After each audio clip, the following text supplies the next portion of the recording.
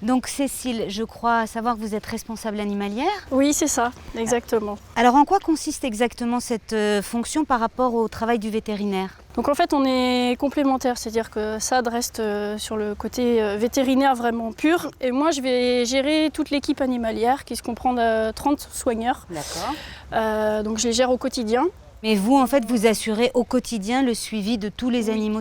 Et alors, 30 personnes pour 1700 individus, c'est un ratio correct ou on est comment? C'est un ratio correct, Ouais. c'est correct, oui, oui. Et donc, les soins quotidiens, ça consiste en quoi exactement? Donc, bon, il y a, j'imagine, la nourriture. Donc tout ce qui est nourriture, il y a tous les soins de nettoyage qui sont très importants.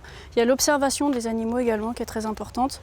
Donc ça, elle est faite et par les vétérinaires et par moi, mais également par les soigneurs qui vont être chargés tous les jours c'est la première chose qu'ils vont faire, c'est d'observer leurs animaux, voir si tout va bien. En fait, il y a 8 secteurs complètement différents. Et puis après, j'ai des polyvalents qui vont être susceptibles de tourner sur différents secteurs. On est devant la volière aux vautours parce qu'il faut qu'on enlève les jeunes vautours qui sont présents dans cette volière pour les isoler dans un autre endroit, puisqu'ils vont partir très prochainement. Dans un autre zoo? Alors, ils vont partir dans un autre zoo, oui, en premier lieu. D'accord, eh bien allons-y, allons voir ça de plus près. On voit le spécialiste des vautours. On va essayer de s'approcher doucement, mais il y a de l'agitation quand même. Hein.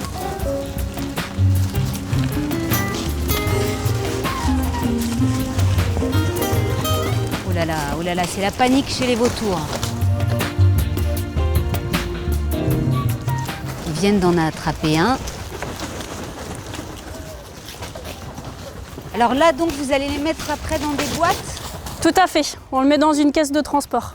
Donc, est-ce que vous pouvez nous parler un petit peu de ce volatile, son âge, ses caractéristiques? Donc ça, c'est un tout jeune vautour, un tout jeune vautour fauve. Donc à quoi il se reconnaît? Il se reconnaît à sa collerette, qui est brune. Elle va rester brune à peu près 4 ans. Et après, en fait, c'est l'âge auquel il devient adulte. Elle va devenir blanche, comme celle que l'on a chez les autres oiseaux. D'accord. Et voilà. ça, ce sont des vautours qu'on trouve uniquement au Maroc ou Non, alors ça, ce sont des vautours qu'on va trouver dans tout le nord de l'Afrique, mais également en Europe. Et à partir jusqu'en Europe de l'Est. Voilà, on les trouve dans toute cette zone. Après les lions, les vautours, c'est vraiment une journée riche en émotions. Ah, tu vois, tiens, tu peux toucher. Ce que je te disais, c'est pas de la fourrure, hein, c'est vraiment du plumage, c'est du duvet, c'est même un duvet. Voilà. Oh, pépère. Bah oui, il est gentil. Ils ont des petits noms? Non, ils n'ont pas de nom ont encore. pas de nom? Pas encore. Ça viendra, mais pour l'instant, ils n'en ont pas. D'accord. Et vous voulez, comme ça fait longtemps apparemment que vous travaillez avec eux, vous les connaissez bien? Ils les connaissent un par un. Un par un. D'accord. Donc lui, il va rejoindre un nouveau zoo. Exactement. D'accord. Dans quel pays? En France. En France? En France, et après, il risque fort de partir ailleurs. D'accord. Il va faire un transit par la France. Ah, je crois attention, que... on baisse.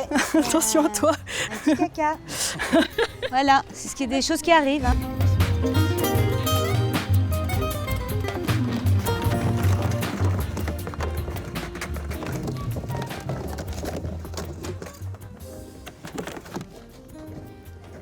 Donc là, Cécile, si j'ai bien compris, ils vont rester en quarantaine?